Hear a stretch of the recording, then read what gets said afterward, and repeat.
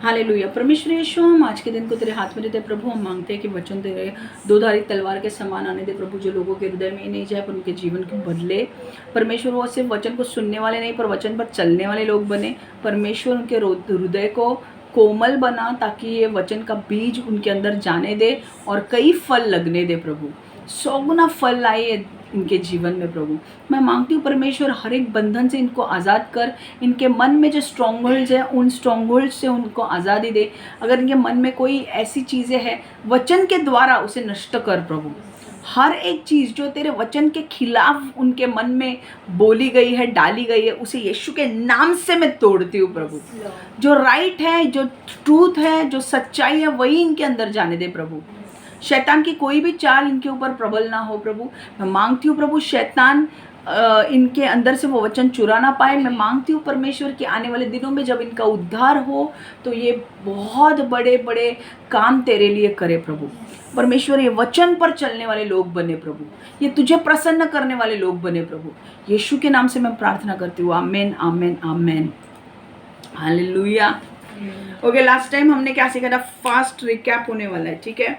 Last time हमने क्या सुना था? हमने ये सुना था कि 10वीं जो विपत्ति थी, 10वीं विपत्ति ये थी कि 10वीं विपत्ति ये थी कि जो मिस्र देश में जो पहलोटा जो लड़का था, चाहे वो राजा का हो या चाहे किसी गरीब व्यक्ति का हो, वो पहला लड़का मर जाएगा। लड़का हो या लड़की हो, पहलोटा जो है वो मर जाएगा और जानवर का भी मर जाएगा, और वैसे ही होता है। ओके, पर ये वहाँ पर एक ये मतलब परमेश्वर ने इजरायली लोगों को एक कहा था कि आपके अगर दरवाजे पर अगर आप खून लगाओगे तो मैं वहाँ से जाऊँगा। मैं अगर जिस दरवाजे के ऊपर खून लगाया गया है मेमने का, तो मैं वहाँ पर नाश नहीं होने दूंगा, मैं उस घर का नाश नहीं होने दूंगा। पर जिस घर पे वो खून नहीं लगाया उस घर का नाश होगा। और वैसे ही हुआ। मिस्र देश में हर एक घर में मौत हुई और इजराइल में एक भी मौत नहीं हुई। इजरायली लोगों को कहा कि तुम अब उस मेमने को जो तुमने काटा है वो खाओ और तुम तुरंत निकलो, ठीक है। ओके, और यहाँ से शुरुआत हो जाती है फसह के पर्व की। फसह का पर्व क्या है मैं बताने वाली हूँ, पर यहाँ से शुरुआत होती है। मिस्री इजरायली लोगों को 430 साल उनके पूरे हो चुके हैं और इजरायली लोग अब बाहर निकल रहे हैं। हालेलुया। ये मानो ऐसा है कि आप किसी बंधन में फंसे हो और परमेश्वर, आपका समय आ गया है और परमेश्वर आपको उस बंधन से बाहर निकाल रहा है। तो आपके अंदर कितनी आनंद होगा उस चीज़ से कि कई साल आप उस बंधन में रहे हो, कई साल आपके जीवन में बदलाव नहीं है, कई साल आपने प्रार्थना की है, कई साल परमेश्वर को बुलाया, परमेश्वर प्लीज मुझे इससे निकाल, और अब वो दिन आ गया है जब परमेश्वर फाइनली आपको बाहर निकाल रहा है। हालेलुया, आमेन। तो परमेश्वर आपके जीवन में भी ये दिन लाने वाला है। हालेलुया। तो अभी आपको क्या करना है? अभी हम एक वचन, अभी पॉइंट, आपको ये पॉइंट तो सबको पता है। अब हम एक ये देखने वाले हैं। 1 मिनट, सिर्फ मुझे एक मिनट टाइम दो। पॉइंट्स देखने वाले हैं हम।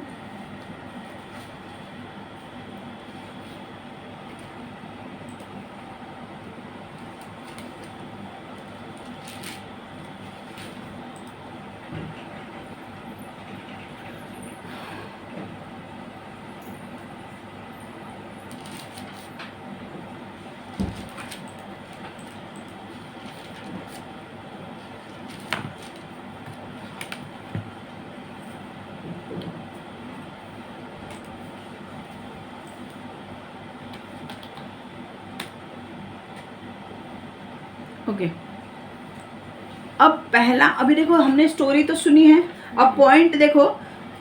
जब when God tells you to move, please move. When God tells you to move, please move. जब परमेश्वर आपको आगे बढ़ने के लिए कहता है तो आगे बढ़िए। जब परमेश्वर आपको आगे बढ़ने के लिए कहता है तो आगे बढ़िए। जेव्हा देव तुम्हाला पुढे जायला सांगतो तेव्हा पुढे जा। जेव्हा देव तुम्हाला पुढे जायला सांगतो तेव्हा पुढे जा.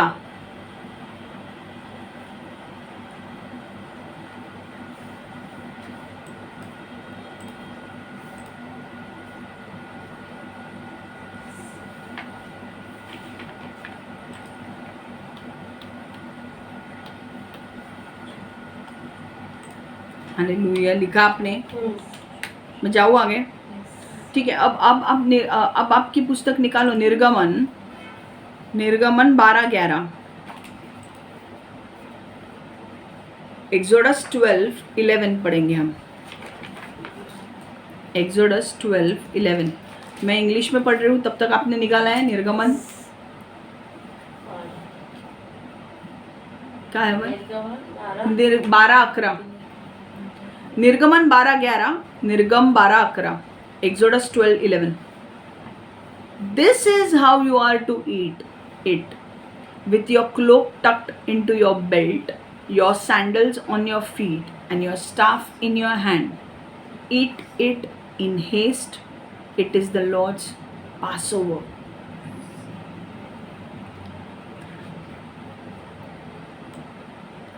निर्गमन 12:11 मराठी में पढ़ रही हूँ. ते खाण्या अगोदर तुम्ही प्रवास जाण्याच्या तयारीने अंगावर कपडे घालावेत, पायात जोडे घालावेत आणि हातात काठी घ्यावी आणि मग घाईघाईने ते मांस खावे, कारण हा परमेश्वराचा ओलांडण सण आहे. निर्गमन 12:11. जब तुम भोजन करो तो ऐसे वस्त्रों को पहनो जैसे तुम लोग यात्रा पर जा रहे हो. तुम लोगों के लबादे तुम्हारे पेटियों में कस होने चाहिए. तुम लोग अपने जूते पहने रहना और अपनी यात्रा की छड़ी को अपने हाथ में रखना. तुम लोगों को शीघ्रता से भोजन कर लेना चाहिए. क्यों? क्योंकि यह यहोवा का फसह है, वह समय जब यहोवा ने अपने लोगों की रक्षा की और उन्हें शीघ्रता से मिस्र से बाहर ले गया. हालेलुया. देखो परमेश्वर ने क्या कहा कि अब मैं तुम्हारा समय 430 साल हो चुका है और अब मैं तुम्हें निकालने वाला हूँ. तो परमेश्वर ने कुछ इंस्ट्रक्शंस उन्हें दे. इंस्ट्रक्शंस क्या थे कि खाना तो खाना है बाबा, तुमने मांस काटा है, खून लगाया है, ठीक है, बट अब वो मांस खाना है. पर मांस खाने के पहले तीन चीज़ों के बारे में याद रखना है. क्या? पहले तो कपड़े पहने रहो. कौन से कपड़े? कि यहाँ से तुम्हें निकलना है उसके कपड़े तुम पहन के रखो. ठीक है. जूते पहने रखो. पहले कपड़े पहन के रखो, वापस जूते पहने रखो. और तीसरी, अपने हाथ में छड़ी रखो. काठी ठेवा तुमच्या हातात. छड़ी रखो अपने हाथ में. Okay. Carry your staff in your hand. Why? क्योंकि रोड जो है वो उबड़ खाबड़ है, क्रुकेड है. ठीक है. तो तुम्हें यात्रा के लिए ये चीज़ें लगने वाली है. तो परमेश्वर ने उनको क्या इंस्ट्रक्शंस दिए कि ये खाने के पहले कपड़े पहने रखो, जूते पहने रखो और लाठी लेके तैयार रहो और फटाफट खाओ. जब मैं बोलूँ तो निकलो. क्यों? क्योंकि 12 बजे के पहले मुझे तुम्हें यहाँ से निकलना है. 12 बजे दूसरा दिन चालू हो जाएगा और 431 साल का पहला दिन होगा. समझ में आया है? वो नहीं चाहिए. मैंने तुम्हें कहा 430 साल जब पूरे हो जाएंगे मैं उसी दिन तुम्हें निकालूंगा. तो मुझे तुम उसी टाइम निकले हुए चाहिए. समझ में आ रहा है? अब यहाँ से हमें क्या समझना है? हमें ये समझना है कि जब परमेश्वर आपको कभी भी आगे चल के जब आपका उद्धार हो जाएगा, बहुत सारे लोग हैं जो आज जिनका उद्धार नहीं हुआ है पर आज ये वचन को सुन रहे हैं, तो ये सबके लिए है कि जब परमेश्वर आपको कुछ करने के लिए कहेगा, आपको मूव करने के लिए कहेगा, आपको कुछ करने के लिए कहेगा, तो आपको भी उसके साथ वो काम करना है. अगर परमेश्वर आपको बोल रहा है कि नहीं भाई ये देश छोड़ के ये देश में आ जाओ, तो आपको आना है. क्यों? क्योंकि आपका आशीष वहां पर है. 430 साल के बाद अगर वो वहीं पे रहे होते तो आपको लगता फ़ारो उनके ऊपर कितने जुल्म डालता? पता है आपको कितना टॉर्चर करता वो? अगर ये मूसा की बात नहीं मानते तो, अगर इनको निकाला नहीं होता और अगर वे वहीं पे रहते तो फ़ारो ने इनकी चमड़ी उधेड़ दी होती. क्यों? क्योंकि अब उस जगह पे आशीष नहीं बचा हुआ है। जब परमेश्वर कहता है अमेरिका से इंडिया आओ, तो अमेरिका में तुम्हारा आशीष नहीं है। अगर गॉड तुम्हें बोलता है इंडिया से अमेरिका जाओ, तो इंडिया में तुम्हारा आशीष नहीं है, तुम्हें अमेरिका जाना पड़ेगा। जब परमेश्वर तुम्हें बोलता है ये कॉलेज नहीं, ये कॉलेज में जाना है, तो उस कॉलेज में आशीष है, पुराने वाले कॉलेज में नहीं। जब परमेश्वर तुम्हें बोलता है कि मैं तुम्हारा बॉयफ्रेंड या गर्लफ्रेंड से अलग हो जाओ और जो तुम्हारा ऑर्डेंड स्पाउस है उसके पास जाओ, वहीं पे आशीष है। तो तुम्हारा जो गर्लफ्रेंड और बॉयफ्रेंड है उससे तुम्हें आशीष नहीं मिलने वाला है, जो तुम्हारा ऑर्डेंड स्पाउस है उसी से आशीष मिलने वाला है। जब तुम उसके साथ एक होगे तभी तुम्हें आशीष मिलने वाला है। जब परमेश्वर तुम्हें कुछ करने के लिए कहता है कि परमेश्वर तुम्हें कहता है कि नहीं तुम्हें ये करना है, तो वो चीज करो, उसमें ब्लेसिंग्स है। ठीक है, आपको पता है। और आपको रेडी रहना है। जब आप परमेश्वर का आवाज सुनते हो, जब आप परमेश्वर का आवाज सुनते हो, मैंने किसी को कहा था घर लेने के लिए, और मैंने कहा था कि परमेश्वर तेरे लिए घर के द्वार खोल रहे हैं। तो मैंने उसको पूछा कि तू स्काउट करने लगी कि नहीं, घर देखने लगी कि नहीं? तो उसने बोला नहीं, मुझे टाइम नहीं मिल रहा है। मुझे हंसी आई। मुझे हंसी इस बात की आई कि तू ठीक है ना, तेरा दिमाग ठीक है ना, कि इतना टाइम कैसे लगा सकती है तू, जब परमेश्वर तुझे कुछ बोल रहा है करने के लिए, जब ऊपर से CEO तुझे ऑर्डर दे रहा है कि तू देखना शुरू कर, तो तू मुझे कैसे बोल सकती है कि नहीं तू दूसरे काम में बिजी है? समझ में आ रहा है? क्योंकि उसे ज़्यादा परमेश्वर के बारे में पता नहीं है। तो आई होप सो। तो उसने क्या किया, फिर बाद में घर ढूंढना शुरू किया। ओके, और उसको घर मिला। पर जब भी एक चीज़ हमेशा ध्यान में रखो कि जब परमेश्वर की ओर से तुम्हें कोई भी इंस्ट्रक्शंस मिलते हैं, अलर्ट रहो। ये लोग कैसे कपड़े पहन के रेडी थे, जूते पहन के रेडी थे, छड़ी लेके रेडी थे। क्यों? क्योंकि परमेश्वर का समय आया। तुमने अगर उस समय के वक्त काम नहीं किया, बाद में किया, तो परमेश्वर शायद वो अपॉर्चुनिटी जो आपके पास ला रहा है, जो एक संधि आपके सामने ला रहा है, वो चली जाएगी। अगर आपको परमेश्वर बोलता है कि तुम्हारे लिए एक जॉब ऑफर आ रहा है और इस जॉब को तुम्हें लेना है, और इस जॉब को अगर तुम नहीं लेते हो तो तुम्हारे हाथ से ये संधि निकल जाएगी, ये अपॉर्चुनिटी निकल जाएगी। तो जब परमेश्वर बोलता है कि मैं लाने वाला हूँ अपॉर्चुनिटी, मैं कुछ करने वाला हूँ, तो तुम्हें उन लोगों से मिलना है, तो तुम्हें उन लोगों से मिलना पड़ेगा। चाहे तुम्हें अच्छा लगे या ना लगे, तुम्हें डर लगे या कुछ भी लगे, तुम्हें कैसे भी करके जाके करना है, क्योंकि परमेश्वर ने वो स्थापित किया है, परमेश्वर ने वो लाया है आपके लिए, और उसमें कुछ आशीष है। समझ में आ रहा है? एक चीज़ ध्यान में रखो, अभी ये क्यों था, ये जो कपड़े पहन के, जूते पहन के, छड़ी पहन के, ये क्या था? परमेश्वर कह रहा था आगे की जर्नी के लिए तैयार रहो, आगे की यात्रा के लिए तैयार रहो। ओके, तो हमारा जो जीवन है वो भी एक यात्रा है यीशु मसीह में। ओके, हम 60, 70 साल, 80, 90 जितने भी जिएंगे, हम ये की यात्रा कर रहे हैं यीशु मसीह में। और यात्रा में परमेश्वर हमें कुछ भी मोड़ लेने के लिए कह सकता है कि नहीं? यात्रा कभी सीधी नहीं होगी, कभी टेढ़ी होगी, कभी ये होगी, कभी रुकना पड़ेगा, कभी आगे चलना पड़ेगा। राइट? इजरायली लोग, अभी ये देखो, अब आपको ओके, हम 2 वचन देखेंगे। निर्गमन की पुस्तक 12:11।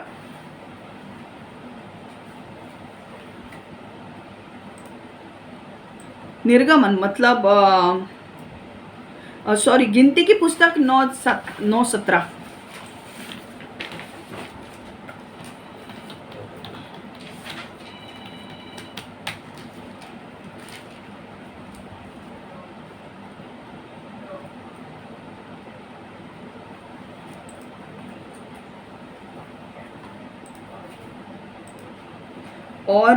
और एक खोल के रखो, निर्गमन 40, 37 से 38, एक्सोडस 40, 36 to 38। 2 वचन खोल के रखना। एक तो गिनती की पुस्तक 9:17, गणना 9:17, नंबर्स 9:17, और दूसरा एक्सोडस, निर्गमन 40, 37 से 38, एक्सोडस 40, 36 to 38, 36 से 38, निर्गम 40, 36 से 38। देखो, अब 2 चीज़ें हमें देखनी है। ओके, मैं वचन को पढ़ने वाली हूँ फटाफट। गिनती की पुस्तक 9:17, Whenever the cloud lifted from above the tent, the Israelites set out. Wherever the cloud settled, the Israelites encamped. Whenever the cloud lifted from above the tent, the Israelites set out. Wherever the cloud settled, the Israelites encamped. जब बादल तंबू के ऊपर अपने स्थान से चलता था, इजरायली इसका अनुसरण करते थे. जब बादल रुक जाता था, तब इजराइल के लोग वही अपना डेरा डालते थे. गणना 9:17.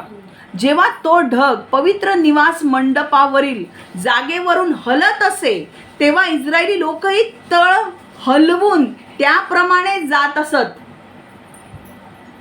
आणि जेव्हा तो थांबत असे, तेव्हा त्याच ठिकाणी ते आपला तळ ठोकीत असत. अशा प्रकारे ते तळ ठोकीत असत. ओके. और एक वचन हम देखेंगे, एक्सोडस 40:36-38. इंग्लिश में पढ़ रही हूँ, फटाफट निकालो. निर्गमन 40:37-38. In all, Exodus 40:36-38. In all the travels of the Israelites, whenever the cloud lifted from above the tabernacle, they would set out. But if the cloud did not lift, they did not set out until the day it lifted. So the cloud of the Lord was over the tabernacle by day, and fire was in the cloud by night in the sight of all the Israelites during all their travels. इस बादल ने लोगों को संकेत दिया कि उन्हें कब चलना है. जब बादल तंबू से उठता तो इजराइल के लोग चलना आरंभ कर देते थे. किंतु जब बादल तंबू पर ठहर जाता तो लोग चलने की कोशिश नहीं करते थे. किंतु जब बादल तंबू पर ठहर जाता था तो लोग चलने की कोशिश नहीं करते थे. वे उसी स्थान पर ठहरे रहते थे जब तक बादल तंबू से नहीं उठता था. इसलिए दिन में यहोवा का बादल तंबू पर रहता था और रात को बादल में आग होती थी. इसलिए इज़राइल के सभी लोग यात्रा करते समय बादल को देख सकते थे. निर्गमन 40:37-38 मराठीमध्ये. पवित्र निवास मंडपावरील मेघ वर जाई तेव्हा इस्रायल लोक आपला पुढील प्रवास सुरू करीत. परंतु तो मेघ पवित्र निवास मंडपावर असेपर्यंत लोक तेथून हलत नसत. तो वर जाईपर्यंत तेच थांबत. परमेश्वराचा मेघ दिवसा पवित्र निवास मंडपावर राही आणि रात्री त्यात अग्नी असे. त्यामुळे सर्व इस्रायल लोकांना आपल्या प्रवासात तो दिसत असे. हालेलुया. अब देखो क्या हो रहा था. इजरायली लोग निकले. ओके, 430 साल हो गए. अब स्टोरी समझो, हाँ, ये इम्पोर्टेंट है. इजरायली लोग निकले, 430 साल हो गए, आगे बढ़ गए. अभी उनको नहीं पता बाबा इजराइल में कैसे पहुंचना है. मिस्र देश से तो निकले, पर इजराइल कैसे पहुंचना है नहीं पता. तो परमेश्वर ने उनको गाइड करने के लिए किसी मनुष्य को नहीं दिया. मूसा था, पर परमेश्वर खुद उनको गाइड करा था. और कैसे? सुबह के वक्त पे उनके सामने एक बादल था, एक ढग होता. ओके, एक क्लाउड था. वो क्लाउड जब आगे जाता था, जब वो बादल आगे जाता था, तो इजरायली लोगों का काम था कि वो बादल अगर आगे जा रहा है तो हमें भी आगे जाना है. हालेलुया. और जब वो बादल रुक जाता था तो वहां पर वो अपना तंबू ठोकते थे, घर बनाते थे और वहां पर वो रहते थे.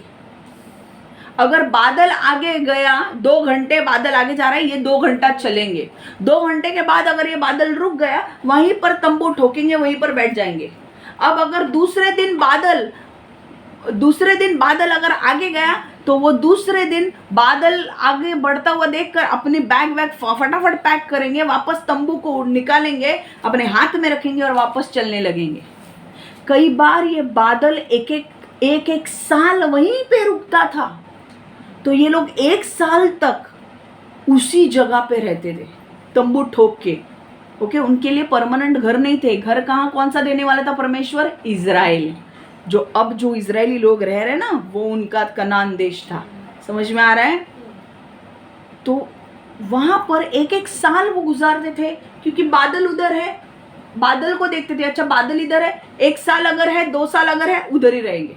जब बादल आगे जाने लगेगा, बादल में कौन था? परमेश्वर। आमेन। बादल आगे जाने लगा तो ये फटाफट पैक करके आगे जाते थे। अच्छा, ये भी हो सकता है ना, कई बार तो बादल आगे जा सकता है पर रात को बादल अगर नहीं दिखेगा, है कि नहीं? बॉटल रखो अभी। कई बार ऐसा हो सकता है कि बादल आगे जा रहा है पर बादल हमें रात को नहीं दिख सकता, बराबर कि नहीं? तो तुम क्या करोगे? अभी बादल नहीं दिख रहा है तो तुम भटक सकते हो। तो परमेश्वर ने क्या किया था? परमेश्वर ने अग्नि का स्तंभ रखा था, पिलर ऑफ फायर, एक आग का खंबा उनके आगे जाता था। और ये रियल है, ये कोई मस्ती नहीं है, मैं कुछ अपने मजाक अपने मन की नहीं बात कर रही हूँ, बाइबल में लिखा है। The cloud used to go before them in the morning. बादल सुबह के समय पे उनके साथ जाता था, रात को pillar of fire used to accompany them. Pillar of fire मतलब एक आग का खंबा उनके आगे जाता था। क्यों? ताकि उन्हें दिख सके। रात को कैसे चलेंगे वो? इनको जंगल से जाना पड़ता था, तो दिखने के लिए आग का स्तंभ। और आग क्या होती थी? उनको गर्माहट भी देती थी। देखो परमेश्वर कितना प्यार करता था। आग उनको ठंडी होती थी, वहाँ पे है ठंडी है। मैं इजराइल जा चुकी हूँ, तो वहाँ पे टेम्परेचर है, हमारे तरह नहीं है वहाँ पे टेम्परेचर, उनके यहाँ पे ठंडी होती है, ठीक है। तो वहाँ पर उनको जो ट्रैवल करना था इजिप्ट और इजराइल में, परमेश्वर ने आग का खंबा दिया था ताकि ये लोग जब चले तो इनको महसूस हो, गर्माहट महसूस हो। इतना प्यार करता था देखो। और वो आग का खंबा जैसे आगे जाता था वैसे वैसे ये आगे जाते थे। अगर वो रुक गया तो वहाँ पे वो रुक जाते थे। इसका मतलब क्या हुआ कि ये लोग जब खंबे, आग के खंबे में और बादल में किसकी उपस्थिति थी? परमेश्वर की। तो जब परमेश्वर आगे बढ़ता था ये आगे बढ़ते थे। यहाँ से हमें यही सीखना है कि जब परमेश्वर आपको बोलता है आगे बढ़ने के लिए, आप भी आगे बढ़ो। जब परमेश्वर बोलता है रुको तो रुको। आमेन। आपको शैतान बोलेगा अरे तू घर ले लेना, क्या होने वाला है, परमेश्वर पैसा दे देगा, परमेश्वर पैसा दे देगा।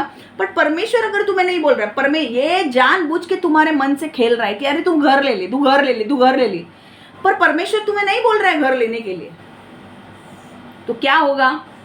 आप खुद आगे बढ़ोगे, परमेश्वर बढ़ेगा ही नहीं, आपको आशीष मिलेगा, प्रॉब्लम्स आएंगे। बट अगर परमेश्वर बोल रहा है तुम्हें घर लेने के लिए, मतलब परमेश्वर आगे बढ़ रहा है, तो तुम्हें भी डरना नहीं है। तब शैतान तुम्हें बोलेगा पैसे कहाँ से आएंगे, मेंटेनेंस कहाँ से भरोगे, ये कहाँ से दोगे, वो कहाँ से दोगे। उस टाइम पे आपको डरना नहीं है, क्योंकि उस टाइम पे परमेश्वर ने आपके लिए अरेंज किया है ना। समझ में आ रहा है?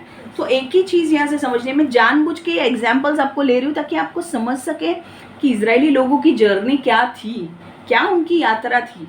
और आज जब हम देख रहे हैं ना, आज हम बहुत ही टेक्निकल वर्ल्ड हो चुका है, सब मोबाइल और ये और वो। उस टाइम पे टैंजिबल प्रेजेंस होता था, परमेश्वर की उपस्थिति को तुम छू सकते थे, परमेश्वर की उपस्थिति दिखती थी। समझ में आ रहा है? तो आपको क्या करना है? जब परमेश्वर आपको बोलेगा कि किसी व्यक्ति को छोड़ के आपको आगे बढ़ना है, आपको उसको छोड़ के आगे बढ़ना है, किसी सिचुएशन से आपको बाहर निकलना है। शायद परमेश्वर बोलेगा कुछ लोग ये ठीक नहीं है, तू इनसे कनेक्शन तोड़ दे, आपको उनसे कनेक्शन तोड़ के आपको आगे बढ़ना है। परमेश्वर कुछ लोगों आपको बोलेगा कि किसी व्यक्ति को मदद कर पैसों से, तो आपको उसको पैसों से मदद कर रही है। कई बार परमेश्वर आपको बोलेगा उस व्यक्ति को पैसों से मदद मत कर, तू कर रहा है वो गलत कर रहा है, मत कर, तो आपको नहीं करना है। जो परमेश्वर बोलेगा वो करो, उसमें आशीष है। समझ में आ रहा है? जब इजरायली लोग जब पहुंचे कनान देश में, परमेश्वर ने उन्हें स्थापित किया उस देश में। आज भी इजराइल को कोई हिला नहीं सकता, आज भी वो देश स्थापित है। समझ में आ रहा है? आज कोई बोल नहीं सकता इजराइल हमारा है, कोई बोल नहीं सकता। इजरायली आप विश्वास नहीं करोगे, वो देश इतना छोटा है ना, महाराष्ट्र जितना भी देश नहीं है वो। हमारा महाराष्ट्र जो है ना, उससे भी छोटा देश है वो। एक दिन में आप घूम सकते हो वो देश को, इजराइल में। पर आपको पता है उनकी टेक्नोलॉजी, वहाँ के जो लोग हैं वो इतने ब्लेस्ड है। मतलब अभी तो उन्होंने हाथ शैतान से मिला लिए हैं, वो बात अलग है, बट अगर अभी भी परमेश्वर का हाथ इजराइल के ऊपर है। वहाँ की टेक्नोलॉजी अगर आप देखा जाए, उत्तम लोग। वहाँ के जो लोगों के ब्रेन्स जो है ना, परमेश्वर ने उनको ब्लेस किया है, बुद्धि से ब्लेस किया है। परमेश्वर उनके यहाँ पे, अगर आप फ्रूट्स देखोगे तो फ्रूट्स भी बहुत बड़े बड़े आते हैं। उनकी लैंड फर्टाइल है, ऐसी जगह जो कहीं पे भी नहीं है, ऐसी वो है जगह है इज़राइल, और वो परमेश्वर की है। आमेन। तो जब आप परमेश्वर की बात सुन के जब आप काम करते हो और आप आगे बढ़ते हो, उस जगह पे आशीष आशीष और आशीष है। आमेन। ठीक है। तो जब परमेश्वर आपको कहेगा आगे बढ़ने के लिए आपको क्या करना है? Very good. रुके रहना है। गुड। ठीक है, चलो दूसरा चीज, blood of Jesus protects you. Blood of Jesus protects you. यीशु का लहू आपकी रक्षा करता है। येशू का लहू आपकी रक्षा करता है। येशूचं रक्त तुम्हाला सुरक्षित ठेवतं।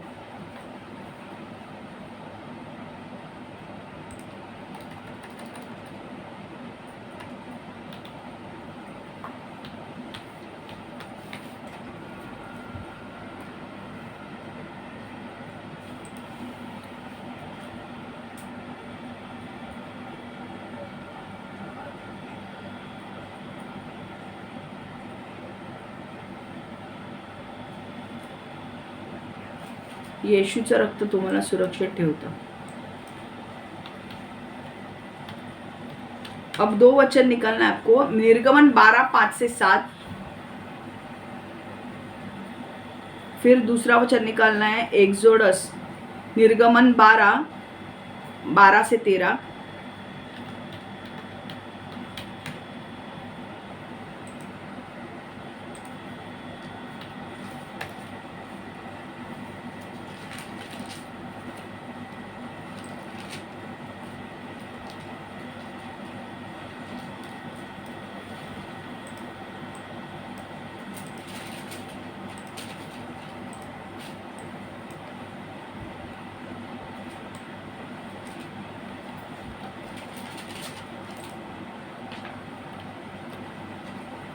और तीसरा वचन निकालना है निर्गमन 12:21-23।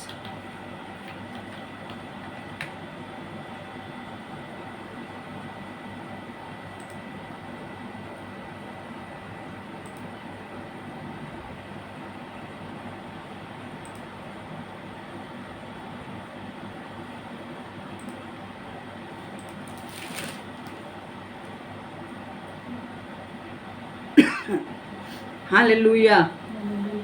ओके, अब हम एक वचन देखेंगे।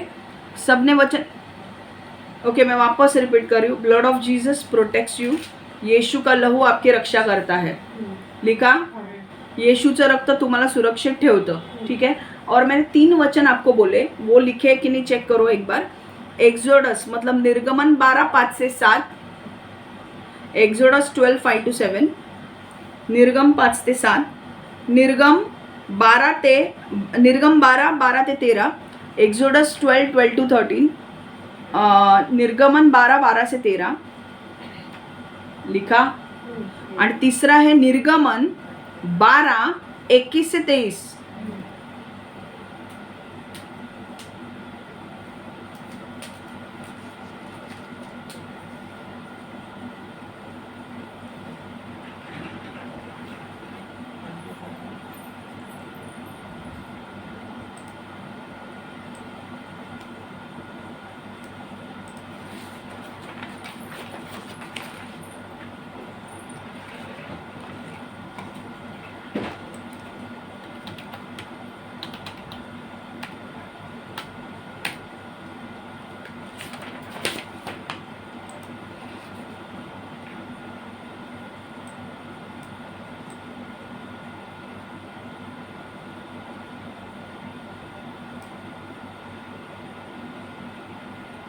ओके, एक वचन लिख के लो। 1 कोरिन्थियों 5-7। पेन होगा किसी के पास? मेरे को दो जरा। 1 कोरिन्थियों 5-7।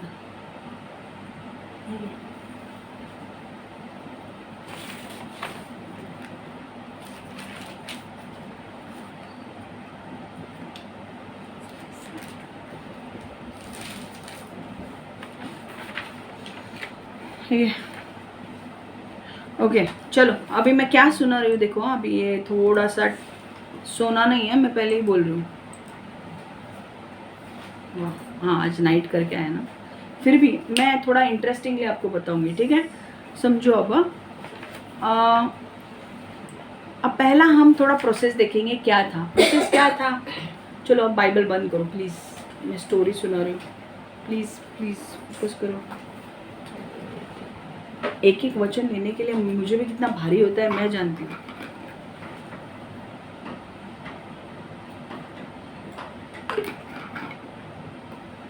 लिखने के लिए मैं टाइम दूंगी आपको, ठीक है? सुनो अब स्टोरी। परमेश्वर उनको बोल रहा था कि तुम्हें एक मेमना लेना है। उस मेमने को मेमने को देखो परमेश्वर अब फसह का पर्व स्थापित करने वाला था। फसह का पर्व मतलब पासओवर फेस्टिवल, वलांडण सण। ओके, अब वलांडण सण किंवा फसह का पर्व या पासओवर फीस्ट ऑफ पासओवर ये क्या है? ये एक फेस्टिवल है, ये एक त्योहार है जो परमेश्वर ने स्थापित किया 430 साल के एंड में, ताकि वो क्या दिखाएं कि इजरायली लोगों को मिस्र देश के बंदी से परमेश्वर निकाल रहा है, ठीक है? और ये जो फसह का त्योहार था, हम लोग त्योहार अलग अलग त्योहार, हम ईस्टर मनाते हैं या जो भी मनाते, तो हम क्या करते हैं? हम सेलिब्रेशन करते हैं कि नहीं?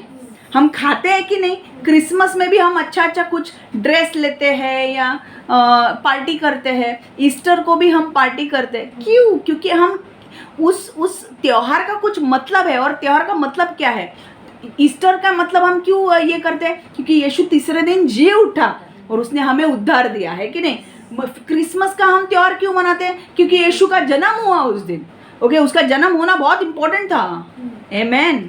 और उसके जन्म होने के वक्त कितने सारे प्रॉब्लम्स थे, समझ में आया आपको? तो ये जो फसह का पर्व का जो त्योहार था, वो त्योहार काफ़ी महत्वपूर्ण था। और वो त्योहार दिखाता था कि लोगों को, इजरायली लोगों को बंदी गृह से बाहर निकालना। आपके लिए भी फसह का पर्व हो सकता है, ये लोग यहूदी लोग मनाते हैं, पर हम भी जब कोई बंधन में है, अगर आपको एक बंधन है, आपको सिगरेट पीने की आदत है या दारू पीने की आदत है और आप उससे छुटकारा नहीं पा रहे हो और परमेश्वर उस बंधन से आपको तोड़ के बाहर लाता है, तो आपके लिए क्या है? वो त्योहार ही है ना। आप बंदी गृह से बाहर निकाल रहे हो। आमेन। तो आप रिलेट कर पा रहे हो अभी?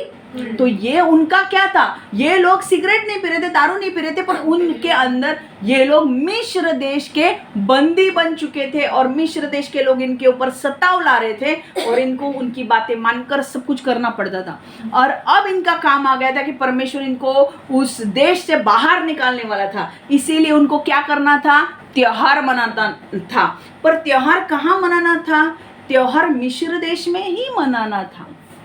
ओके, तो वहाँ पर स्टोरी ऐसे होती है मिस्र देश में कि जब त्योहार इनको मनाना था तो परमेश्वर ने क्या कहा कि एक मेमना लो, उसको काटो, उसका जो लहू है वो अपने दरवाजे खिड़कियों पर लगाओ। मैं जब जितने इजरायली लोग हैं उनको अपने खिड़की दरवाजों के ऊपर यीशु का लहू, मेमने का लहू, वो मेमना जो लोग है उस मेमने का लहू लगाना पड़ेगा।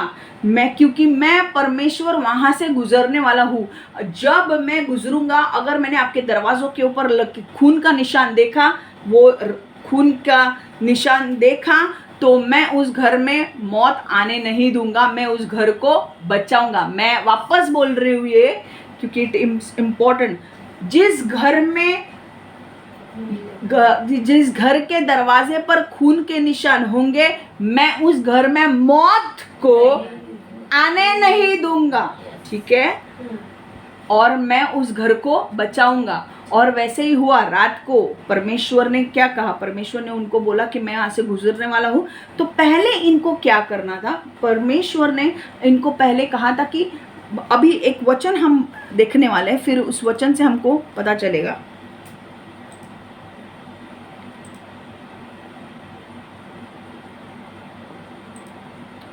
ओके, एक्सोडस 12:5-7 हम पढ़ेंगे। चलो,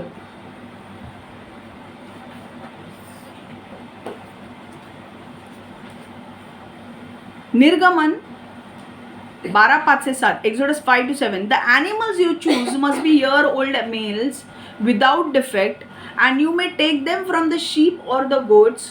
Take care of them until the 14th day of the month, when all the members of the community of Israel must slaughter them at twilight. Then they are to take some of the blood and put it on the sides and tops of the door frames of the houses where they eat the lambs. तो कोकरा 1 वर्षा नर असावा व तो पूर्णपणे निरोगी असावा.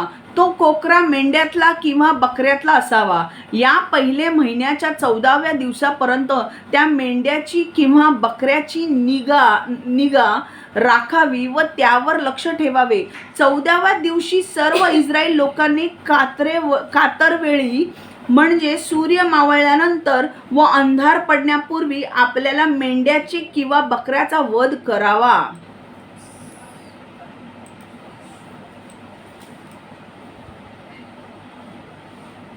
त्याचे रक्त गोळा करून ते ज्या घरात त्यांचे मांस खाणार आहेत त्याच्या दाराच्या कपाळ पट्ट्यांवर व दोनही बाजूंच्या चौकटींवर लावावे. दरवाजे के ऊपर हर जो दरवाजे के ऊपर लगाना है. ठीक है, हिंदी में बोल रही हूँ मैं. 1 वर्ष का निर्गमन 12:5-7. 1 वर्ष का यह नर मेमना दोष रहित होना चाहिए. यह जानवर या तो एक भेड़ का बच्चा हो सकता है या बकरे का बच्चा. तुम्हें इस जानवर को महीने के 14वें दिन तक सावधानी के साथ रखना चाहिए. उस दिन इज़राइल जाति के सभी लोग संध्या काल में इन जानवरों को मारेंगे. इन जानवरों का खून तुम्हें इकट्ठा करना चाहिए.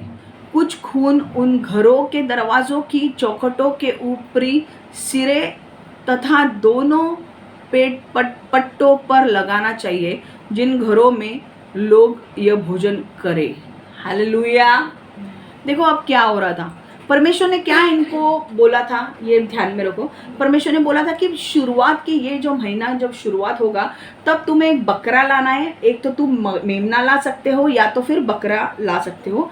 और इस बकरे को खिलाना पिलाना है 14 दिन तक. और 14 दिन के बाद इसको काटना है. इसका खून तुम्हारे दरवाज़ों के ऊपर लगाना है. जब खून तुम लगाओगे तो जब मैं वहाँ से गुजरूंगा मैं तुम्हारे घर में नाश नहीं होने दूंगा. ओके, बट ये बकरा कैसा होना चाहिए? इसमें कोई भी दोष नहीं होना चाहिए. वो कौन होना चाहिए?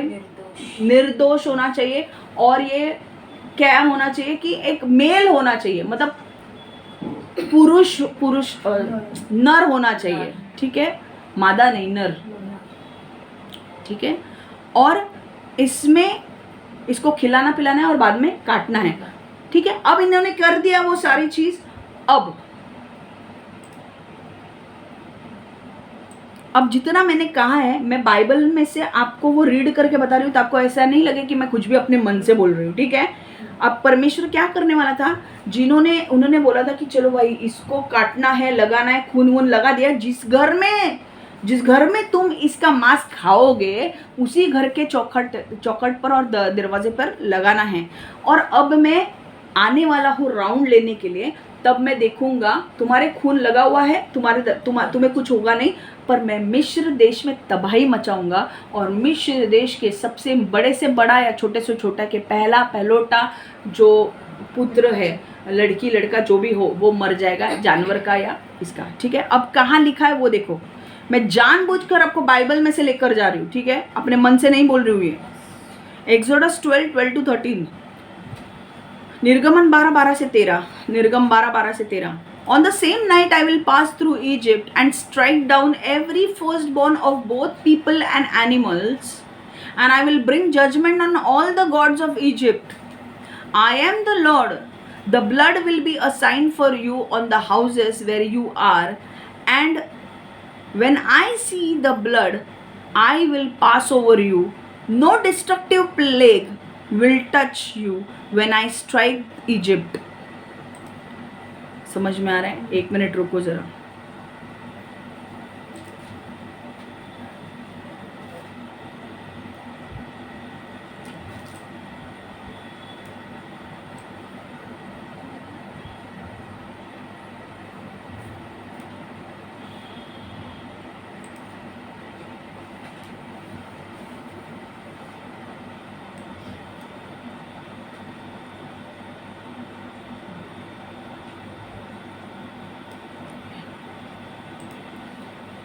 सुनो अब मराठी में. आज रात्री मी मिसर देशाभर फिरॉन आणि त्यातील प्रथम जन्मलेल्या मुलांना व जनावरातील नरांना मी मारून टाकीन आणि मिसरमधील सर्व देवतांना धडा शिकवून दाखवीन की मी परमेश्वर आहे.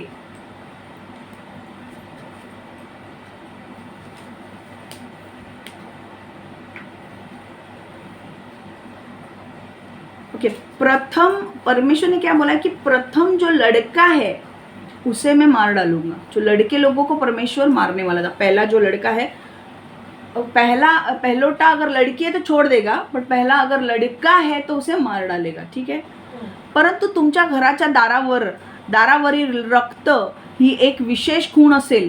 मी जेव्हा ती पाहीन तेव्हा ते घर ओलांडून मी पुढे जाईन. मी मिसरच्या लोकांना मारीन तेव्हा कोणतीही विनाशकारी पीडा तुम्हावर येणार नाही व तुम्हाला अपाय करणार नाही. कळलं. निर्गमन 12 से 13. आज रात में मिस्र से होकर गुजरूंगा और मिस्र में प्रत्येक पहलौठे पुत्र को मार डालूंगा. मैं सभी पहलौठे जानवरों और मनुष्य को मार डालूंगा. मैं मिस्र के सभी देवताओं को दंड दूंगा और दिखा दूंगा कि मैं यहोवा हूँ.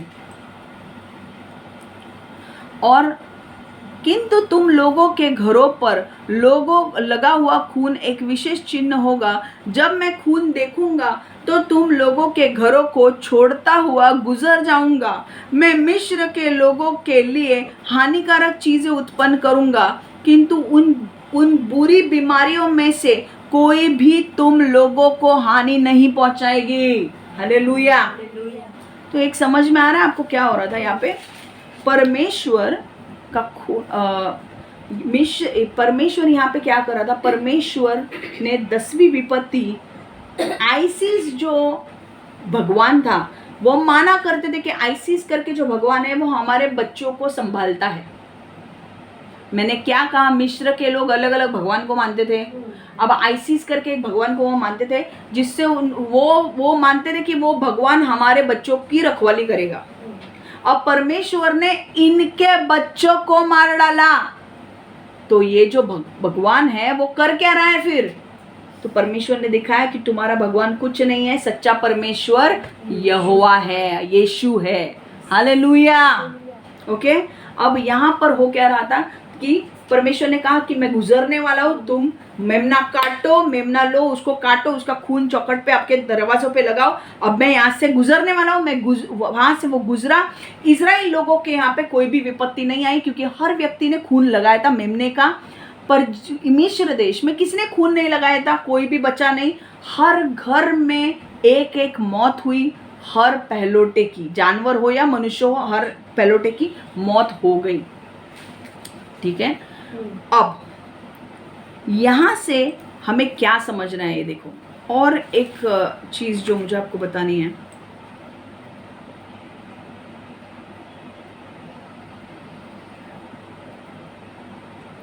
सेम वचन है. आपको मैं वापस एक मुझे पता नहीं, पर मुझे ऐसा लग रहा है कि मैं ये भी बोलूँ. जितनी ज़्यादा मैं आज आपके सामने वचन लाऊं, वो प्रूफ है कि ये एक्चुअल बाइबल में लिखा हुआ है. आपने अभी कहाँ देखा, एक्सोडस निर्गमन 12 और 13 पढ़ा हमने. अब वापस से देखो निर्गमन 12 21 से 23 में भी देखो क्या हुआ. 21 से 23 में एक्चुअली परमेश्वर ने वो काम किया है. यहाँ पर निर्गमन 12 और 13 में परमेश्वर बता रहा है कि मैं गुजरने वाला हूँ. पर एक्सोडस निर्गमन 12 21 23 में परमेश्वर गुजर चुका और परमेश्वर ने नाश कर दिया. तो वापस हम देखेंगे निर्गमन 12 21 से 23 और उसके बाद में मैं आपको कुछ चीजें बताने वाली हूँ. रेडी है. Exodus 12 21 to 23. निर्गमन 12 21 से 23. निर्गमन 12 21 से 23. Then Moses summoned all the elders of Israel and said to them, Go at once and select the animals for your families and slaughter the Passover lamb. Take a bunch of hyssop, dip into the blood in the basin, and put some of the blood on the top and on the both sides of the door frame. None of you shall go out of the door of your house until morning. When the Lord goes through the land to strike down Egyptians, he will see the blood on the top and the sides of the door frame and will pass over that doorway, and he will not permit the destroyer to enter your house and strike you down. म्हणून निर्गम 12:21-23 म्हणून मग मोशेने इस्रायली लोकांच्या सर्व वडीलधारांना लोकांना एकत्र बोलावले. तो त्यांना म्हणाला, तुम्ही आपापल्या घराण्याप्रमाणे एक एक कोकरू घ्यावे आणि वलांडण सणाच्या यज्ञकरिता त्याचा वध करावा. मग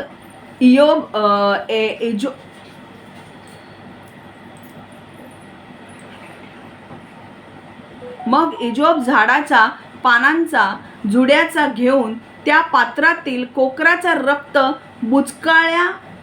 बुचकाळाव्या आणि त्याचे रक्त दाराच्या दोनही बाजूंच्या चौकटींना व कपाळपट्ट्यांवर लावावे. ओके, तो एक झाड़ की पत्ती लेनी है और वो खून का लगाना है दरवाजों के ऊपर. मैं वापस ले रही हूँ. आणि सकाळपर्यंत कोणीही घराबाहेर जाऊ नये, कारण त्यावेळी परमेश्वर मिशरमधील प्रथम जन्मलेल्यांना ठार मारण्यासाठी फिरणार आहे. तो तेव्हा घराच्या दारावरील कपाळपट्टीवर व दाराच्या चौकटीवर दोन्ही बाजूला लावलेले रक्त पाहिल, तेव्हा तो त्या घराचे संरक्षण करील. नाश करणाऱ्याला तुमच्या घरात प्रवेश करू देणार नाही व तुम्हाला काही अपाय होऊ देणार नहीं. समझ में आ रहा है क्या? जितना वचन सामने आएगा उतनी क्लैरिटी बढ़ेगी. ओके, मैं अगर सिर्फ बड़बड़ करूंगी तो तुमको लगेगा मैं ऐसे ही कुछ बोल रही हूँ. मैं बाइबल से आपको वो प्रॉपर पॉइंट्स बता रही हूँ कि ये एक्चुअल हुआ है. समझ में आ रहा है? सुनो अभी निर्गमन 12:21-23. इसीलिए मूसा ने सभी बुजुर्गों नेताओं को एक स्थान पर बुलाया. मूसा ने उनसे कहा, अपने परिवारों के लिए मेमने प्राप्त करो, फसह पर्व के लिए मेमने को मारो, जुफा के गुच्छों को लो और खून से भरे प्याले में उन्हें डुबाओ. खून से चौखटों के दोनों पट्टों और सिरों को रंग दो. कोई भी व्यक्ति सवेरे होने से पहले अपना घर ना छोड़े. उस समय जब यहोवा पहलोटे संतानों को मारने के लिए मिस्र से होकर जाएगा, तो वह चौखट के दोनों पट्टों और सिरों पर खून देखेगा. तब यहोवा उस घर की रक्षा करेगा.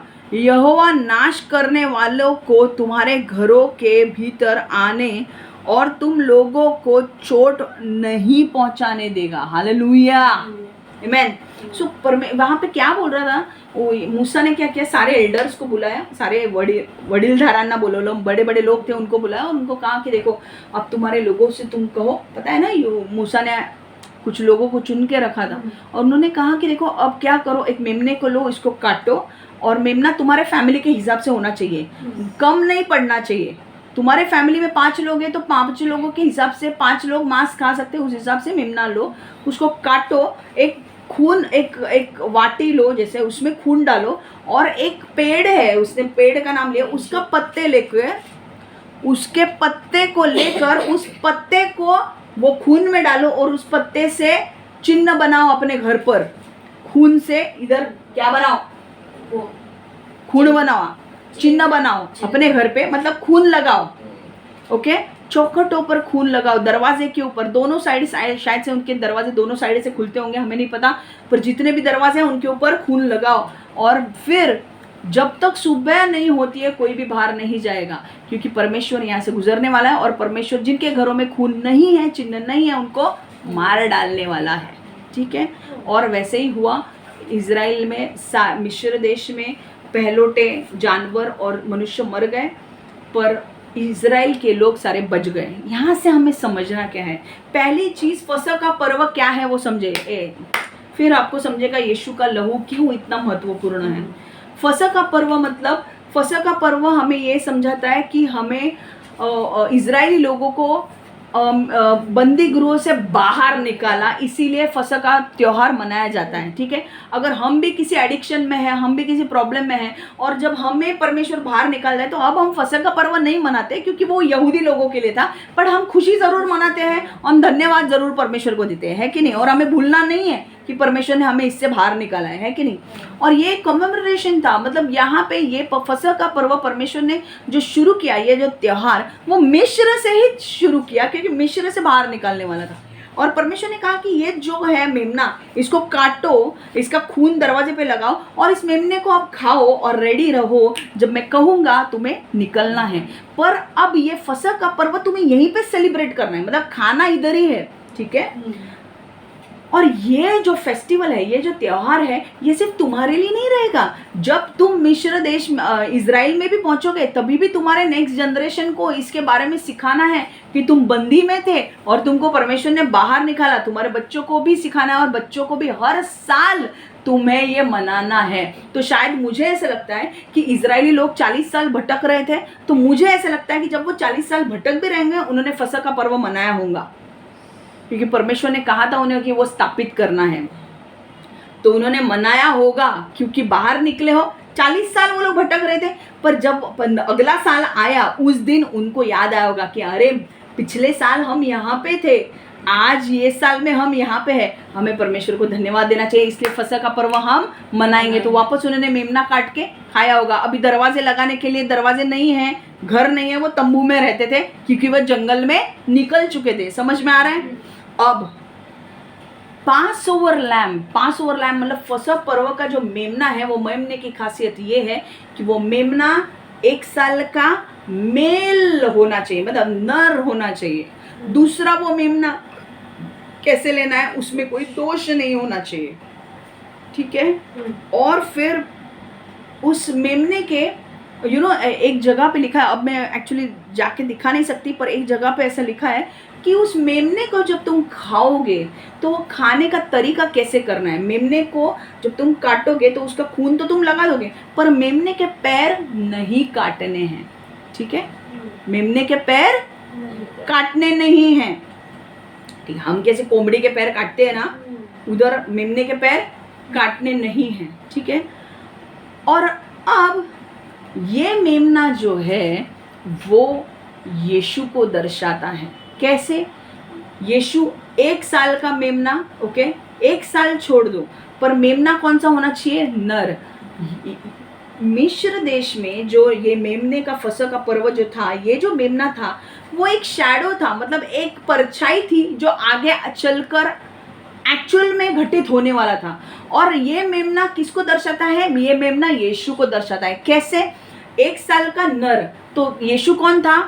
नर था, मतलब मेल था, पुरुष था वो। ठीक है, दूसरी चीज उसमें ये जो मेमना था, जब यूहन्ना बपतिस्मा ने, आपने देखा होगा कई बार स्टोरी आपने सुनी होगी कि यूहन्ना बपतिस्मा यीशु को अपने पास आते हुए देखता है और यीशु उसके पास आता है बपतिस्मा लेने के लिए, और यूहन्ना बपतिस्मा उसे देखकर कहता है ये है जगत का मेमना जो सारे जग का पाप अपने ऊपर लेगा और लोगों को मुक्ति देगा।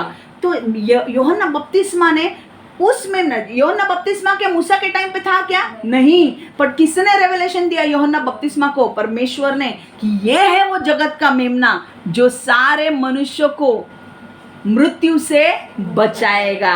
हालेलुया। ये मेमने ने क्या किया? ये मेमना 1 साल का था, 1 साल का होना चाहिए। ये मेमना नर होना चाहिए, पुराने केस में नर होना चाहिए, उसमें कोई दोष नहीं होना चाहिए, इसके पैर काटने नहीं हैं और ये हमें मृत्यु से बचाएगा। यही मेमना न्यू टेस्टामेंट में कौन है? यीशु मेल है, पुरुष है। दूसरा दोष रहित था, वो उसका जन्म कैसे हुआ था? पवित्र आत्मा के द्वारा। यूसुफ के साथ संबंध बने थे क्या मेरी के? नहीं ना। थैंक गॉड आपने इतना तो एटलीस्ट बोला मुझे कि नहीं। ओके, थर्ड चीज क्या थी कि एक इस मेमने के पैर नहीं काटने थे, है कि नहीं? आपको पता है जब यीशु को लटकाया गया क्रूस पर, तो यीशु के पास वो लोग 7-8 घंटे हो गए थे इनको लटका के, और वापस ये पूछ रहा था कि भाई ये लोग मर गए कि नहीं, मर गए कि नहीं। तो किसी ने तो बोला कि भाई ये अगर मरे नहीं है तो इनका, उनके यहाँ पे यहूदी लोगों के यहाँ पे क्या होता था कि अगर क्रूस की सजा किसी को दी गई है और अगर वो जल्दी मरे नहीं है, क्योंकि उनको लटकाया गया है ना, वो जैसे खून बहेगा तो वो मरेंगे, तो अगर कोई मरा नहीं है ना तो वो लोग जल्दी मारने के लिए उनके पैर काटते थे। समझ में आ रहा है? अगर एक पूरा बॉडी भी इस पे लटका है उनका, है कि नहीं, वो क्रॉस पे लटका है, तो आप सोचो, अब बॉडी से जैसे खून बहेगा वैसे वो मरेंगे, पर ये लोग जल्दी मारने के लिए उनके पैर काटते थे। तो किसी ने, हाँ, तो क्या हुआ, किसी ने उनको बोला जाके इसके सबके पैर काट दो तो ये जल्दी मर जाएंगे, हम भी जल्दी निकल जाएंगे, इनका क्रिया कम हो जाएगा। जब ये लोग, अब सुनो आप बात, मैं एक इम्पॉर्टेंट रेवलेशन शेयर करूँ। जब ये लोग, बाद में खाना है नाही, आता नाही, आता 2 मिनटं लक्षात ठेवायचं, फक्त 2 मिनटं। जब ये लोग यीशु के पास आए यीशु के पैर काटने के लिए, तो उन्होंने देखा यीशु पहले ही मर चुका है। समझ में आया? यीशु के पैर नहीं काटे गए और ये मेमने के पैर काटने थे नहीं। क्यों? क्योंकि ये मेमना किसको दर्शाता है? यीशु को। तो यीशु के पैर उन्होंने नहीं काटे। जब उन्होंने देखा कि यीशु जिंदा है या मर गया है, उन्होंने पैर काटने को आए तो उन्होंने देखा कि नहीं ये तो मर गया, अब पैर काट के क्या मतलब है। तो देखो परमेश्वर ने वो मेमना रिफ्लेक्ट हो रहा था कि ये चिन्ह है, ये सच मेमना है, और ये यीशु जो सच्चा मेमना है, इसके भी पैर काटे नहीं जाएंगे। और आपको पता है फसह का पर्व खाना खाया और कौन सा त्योहार मनाया गया? फसह का पर्व। आपको पता है जब यीशु के पैर काटे नहीं गए पर उन दोनों चोरों के पैर काटे गए। समझ में आ रहा है? आपको पता है कि फसह का पर्व उस टाइम पे भी, यीशु आने के बाद भी फसह का पर्व मनाया जा रहा था। आपको याद है? यार, आपको याद है कि नहीं? यीशु ने बोला, सब चेले यीशु को पूछते हैं कि यीशु बता ना, अभी हम फसह का पर्व कहाँ मनाएं? तो उसने कहा कि हम वहाँ पे जाए, तुझे एक गधा मिलेगा, वो गधे को बोल मुझे वो गधा चाहिए, और हम उस जगह को, वो व्यक्ति को बोल उस जगह को, परमेश्वर को जगह वो चाहिए, और वो जगह दे देगा, है कि नहीं? और वो सारे लोग क्या करते हैं? उस जगह पे आके मिलते हैं और वहाँ पे वो क्या करते हैं? दे ब्रेक ब्रेड, वहाँ पर वो रोटी रस तोड़ते हैं, और परमेश्वर कहता है कि ये मेरा आखिरी समय है जो मैं आपके साथ रोटी रस तोड़ रहा हूँ।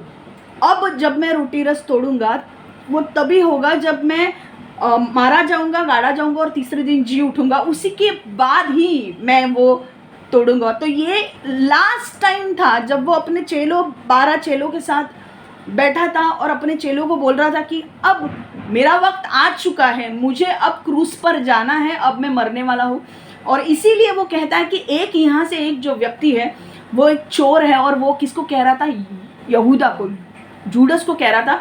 और जूडस में कौन था? लूसीफर था। इसीलिए वो पकड़वाना चाहता था यीशु को, और इसीलिए उसने क्या कहा कि तुझे जो करना है वो जल्दी कर। और वो क्या करता है? वो यीशु कहाँ जाता है? गेत्सेमनी, ओके, वो गार्डन में जाता है, प्रार्थना करता है, पर पौलुस नहीं, पीटर उसके साथ प्रार्थना नहीं कर पाता है क्योंकि नींद में होता है। और आखिर में क्या होता है? यहूदा जो है वो फरीसी लोगों को लेकर आता है कि पकड़वाने के लिए कि ये है यीशु, इसे पकड़ो। समझा? और चिन्ह क्या होता है? यहूदा जब उन फरीसी लोगों को लेकर आता है पकड़वाने के लिए, अब यीशु का टाइम आ गया इसलिए वो पकड़ा गया, पहले नहीं था, क्योंकि उसको पता था कि अब, इसीलिए वो 3 बार जाके प्रेयर करता है कि परमेश्वर अगर तेरी इच्छा है तो ये जो कप है, मतलब ये जो प्याला है, ये दुख का प्याला है, मुझसे हटा दे, पर परमेश्वर मेरी इच्छा नहीं तेरी इच्छा पूरी होने दे। क्योंकि ये पता था परमेश्वर को कि किस मौत वो मरने वाला था। और इसलिए फिर परमेश्वर ने क्या किया? यहूदी लोग जब आए,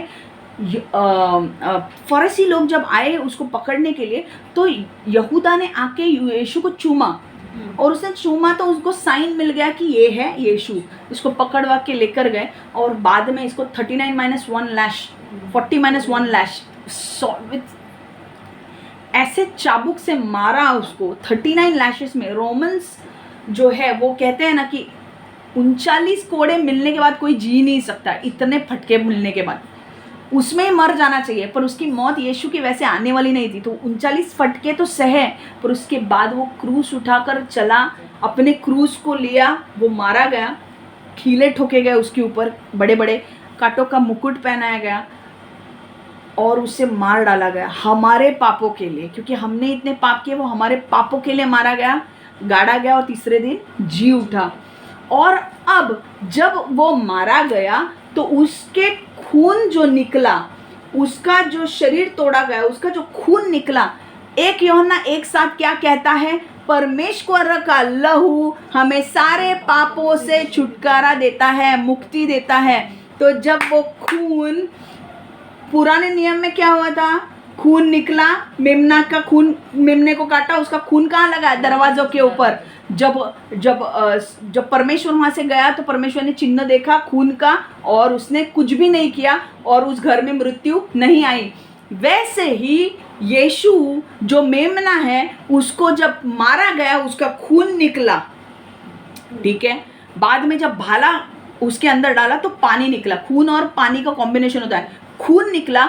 तो वो खून के वजह से परमेश्वर ने कहा यूहन्ना 3:16 में, मैंने सारे मनुष्य जाति के पाप अपने ऊपर ले लिए हैं। पुराने जितने भी जनरेशन्स हैं, आगे जितने जनरेशन आने वाले, सबके पाप मैंने ऊपर ले लिए हैं। अब जो भी कोई मेरे नाम पर विश्वास रखेगा वो मरेगा नहीं, पर वो अनंत काल का जीवन पाएगा। तो इसका मतलब क्या है? अब जो लोग यीशु का खून अपने हृदय पे लगाते हैं, मतलब यीशु का खून हृदय पे लगाना मतलब यीशु को अपना उद्धारकर्ता के रूप में स्वीकार करना, यीशु को अपना परमेश्वर स्वीकार करना। जो लोग यीशु को अपना परमेश्वर के रूप में स्वीकार करते हैं, उनके पाप क्षमा हो जाते हैं, और फिर परमेश्वर उन्हें दंड मृत्यु का नहीं देता है, और वो लोग बच जाते हैं, जैसे इजरायली लोग बचे। वो खून देखकर परमेश्वर ने उनके अंदर नाश होने नहीं दिया उनको। जब परमेश्वर पिता देखता है कि इन्होंने यीशु के खून को अपने हृदय में लगाया है, इन्होंने मेरे बच्चे को अपनाया है, इन्होंने यीशु को उद्धारकर्ता के रूप में स्वीकार किया है, परमेश्वर के रूप में स्वीकार किया है, तो मैं इनको मृत्यु नहीं दूंगा। क्यों? क्योंकि रोमन 6:23 में कहा गया है, the wages of sin is death.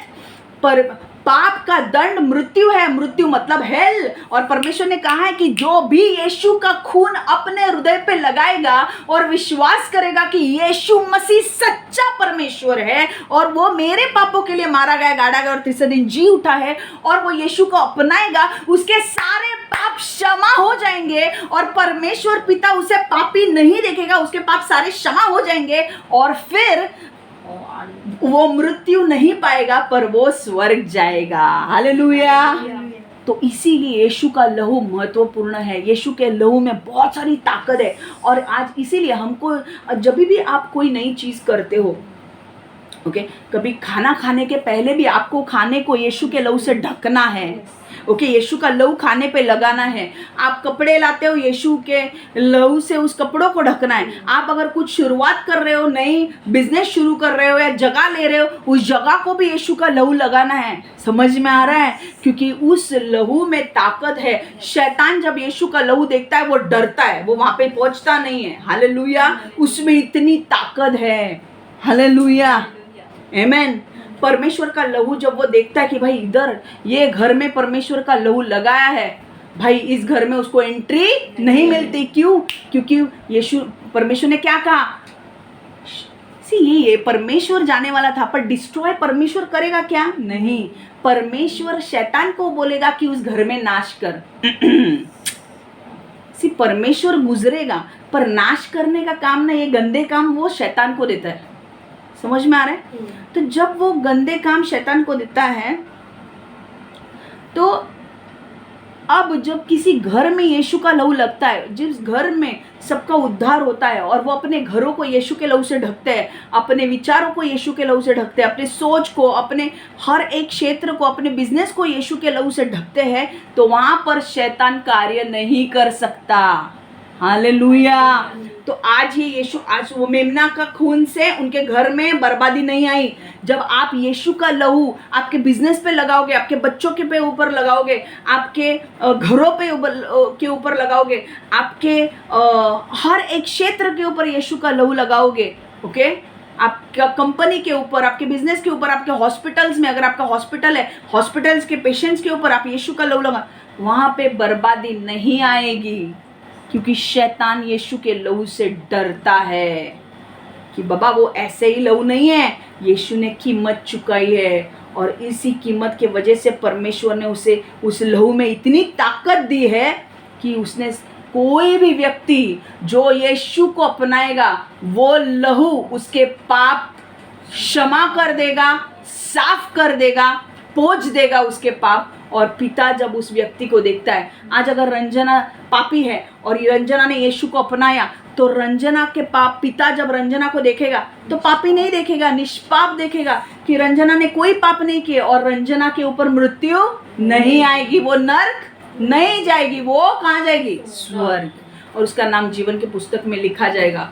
आपके मरने के बाद आपका आत्मा को लेकर जाएंगे स्वर्ग और वहां पे स्वर्गदूत रहेंगे, भाई चोपड़ी खोल, संध्या तांबे का नाम है, तांबे टी सर्च कर, ए तांबे, ए बच गई तू, चल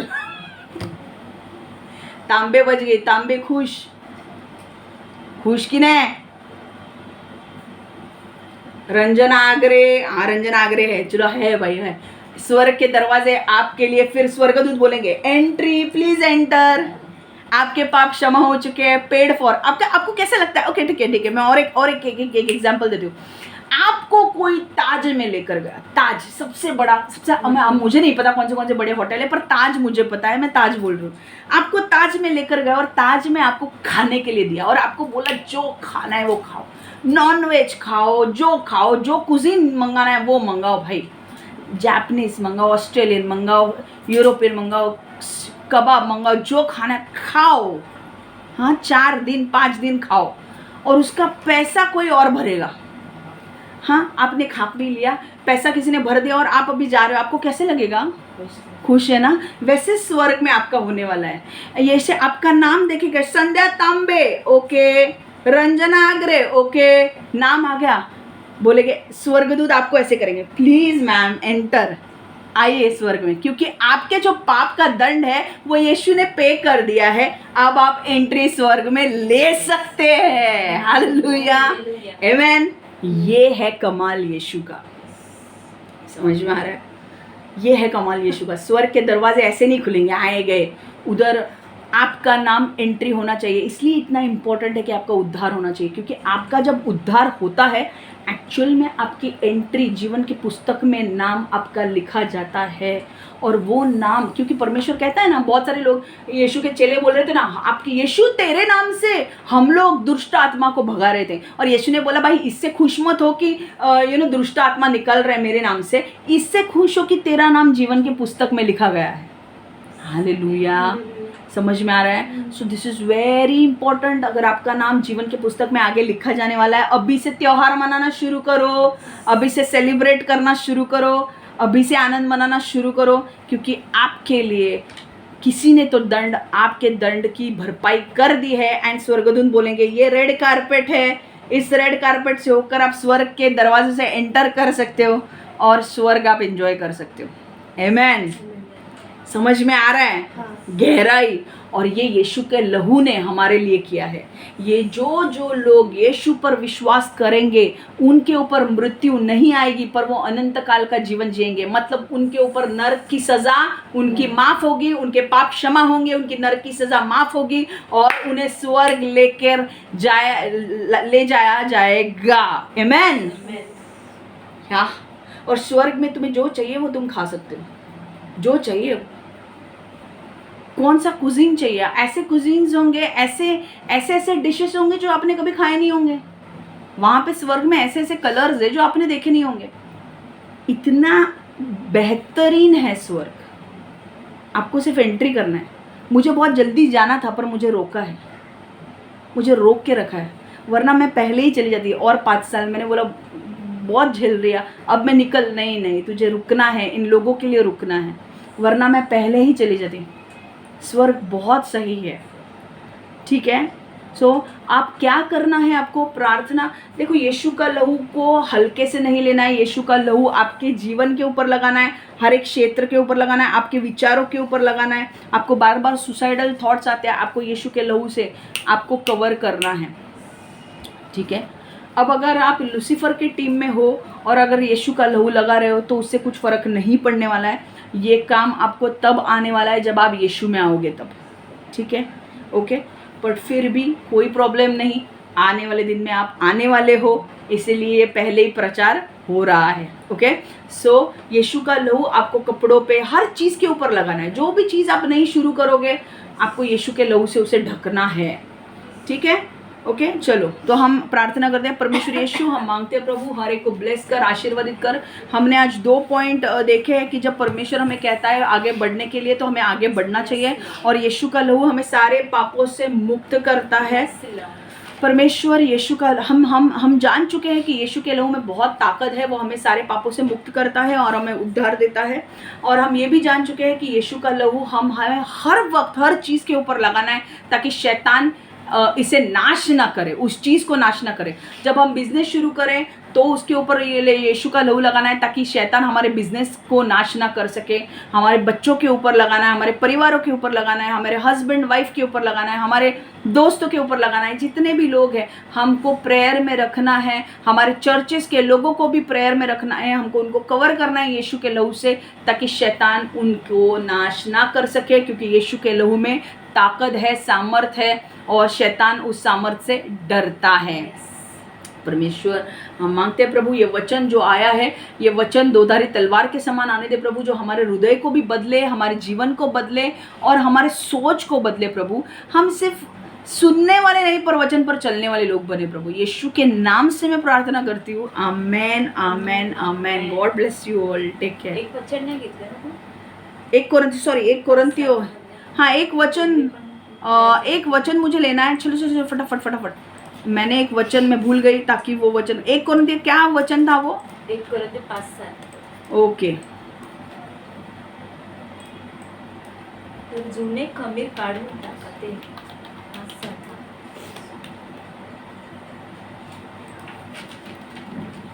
1 कोरिन्थियो 5:7, देखो 1 कोरिन्थियो 5:7 क्या कहता है, देखो, get rid of the old yeast so that you may be a new unleavened batch as you really are, for Christ our Passover lamb has been sacrificed। पुराने खमीर से छुटकारा पाओ, ताकि तुम आटे का नया लोंदा बन सको। तुम तो बिना खमीर वाली फसह की रोटी के समान हो। हमें पवित्र करने के लिए मसीह को फसह के मेमने के रूप में बलि चढ़ा दिया गया। समझ में आ रहा है? जुने खमीर काढून टाका, यासाठी की तुम्ही नवीन पिठाचा गोळा व्हावे आणि ख्रिस्ती लोकांसारखे तुम्ही असे आहात, बेखमीर, कारण ख्रिस्त आपला वलांडणाचा कोकरा आम्हाला शुद्ध करण्यासाठी त्याचं अर्पण झाले। तो यहाँ पे क्या बोला है? आपला कोकरा कौन है? यीशु। कोकरा कौन है? यीशु। मेमना कौन है? यीशु। Who is the one who has been slaughtered? The lamb. And who is the lamb? That is Jesus, who has been slaughtered for your sins. Okay? And he is going to save you from the death, from hell. ठीक है? So God bless you all. Take care.